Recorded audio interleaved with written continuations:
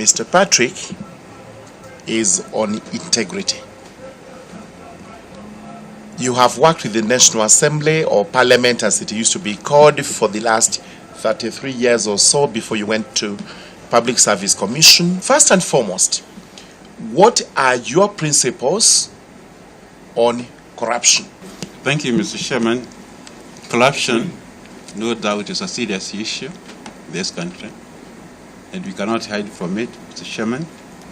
In my time here, was one of the issues that addressed, and Mr. Chairman, I can very confidently say that in my 33 years, I've never been in charge with corruption or my question of my integrity question.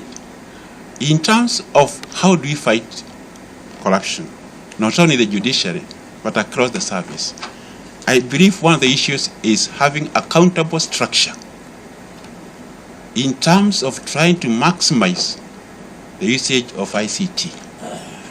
So that if you listen or minimize personal contacts, to me that is one area that I can focus, and I'm able to focus, and I did focus here, and you are focusing also in the public service, so that the human contact that encourages those once it gets out, if you have to use the ICT. Number two is to have accountable structure, that whatever an officer is doing at the end of that assignment, whether it is monthly or quarterly, there is a framework that is checking, monitoring.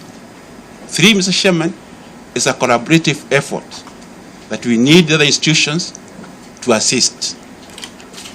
Institutions like ethics, the civil society, and the Kenyans.